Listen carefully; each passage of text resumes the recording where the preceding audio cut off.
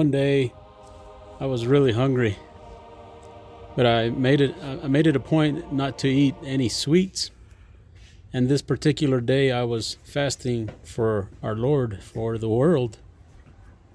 Walking around the office past the coffee table, there, I spotted something I desired. A big pink coconut covered chocolate cake ball. A Hostess Sno Ball. Video not sponsored by Hostess Snacks. I imagine how good it'd feel to bite into that big sumptuous snack and how it would curb my hunger and the variety of flavors just melting away in my mouth. Well, lunchtime came and I was free to eat. I made my way to the snack table, and to my heartbreaking dismay, it was gone. Quack, quack, quack. It slipped away.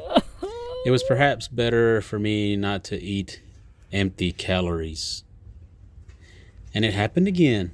A few days later, same hunger, same desires, same powder puff dream snowball waiting at the snack table.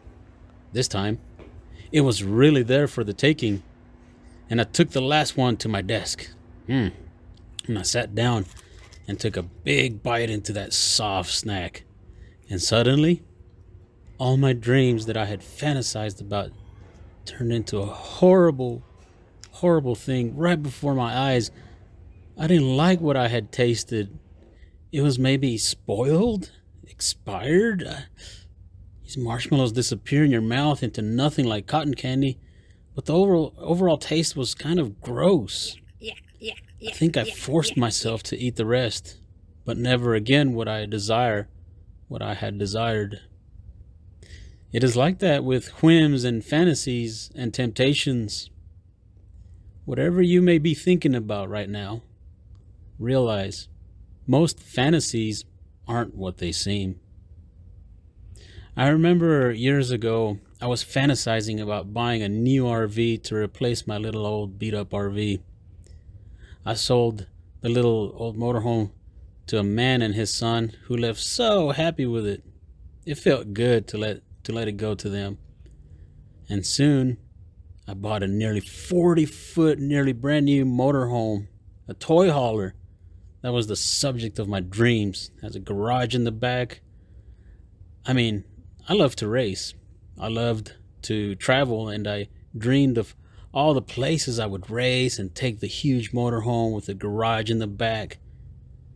Eventually, I bought a smart car to drive it into the back to travel with and unload. In my dreams, like the old Knight Rider show. The car coming out of the back of a moving 18-wheeler. Long story short, I hardly ever used the RV, except a few camping trips and one or two church retreats to haul friends and family. This over the course of several years.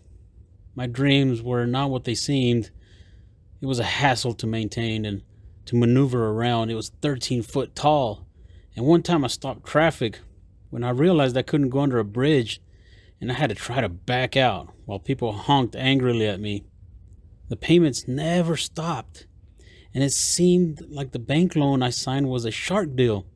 I was basically getting ripped off with some kind of compound interest agreement. I was hurting myself and my family with what could have been real investments in the future for college or whatever. I thought after 5 or 6 years I was pretty close to paying it off, and the bank said I was about halfway through the loan. What? I called it quits. This big RV was now a big problem. All that work. I even had to make my garage so much bigger just to fit it. Now I didn't even want it. Powder puff dreams. After nearly 2 years of listing it for sale on various websites and stuff, I finally sold it to some lady in Montana like 1,600 miles away. And I made a big long family trip out of it. It'd be the last trip. And for a moment there, when I got there, the lady that bought it from me, she almost wanted to back out of the deal. To which I had thrown in the smart car practically for free just to get rid of the RV. powder puff snowballs. What's the lesson here? The story isn't over. On the next video, I'll tell you what happened at the last motorcycle race of my life that helped lead to the decision to stop trying to live the dream.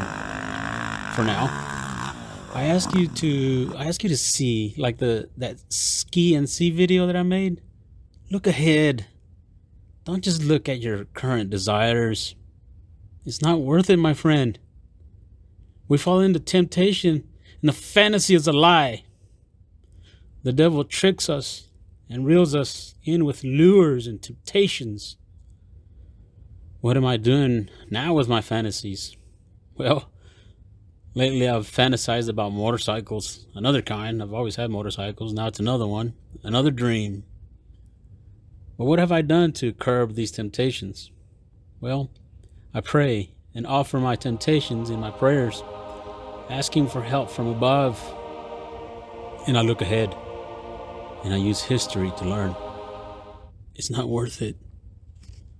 When it comes to temptations that affect our relationship with our Lord, our God and Father, the lures are there to snatch us and keep us from eternal happiness. It's not worth it, a temporary thing for an eternal thing. I hope this helps you. If it does, please share and subscribe. It will serve to encourage one to serve more. Just being honest and laying it all out there for you. Because I love you.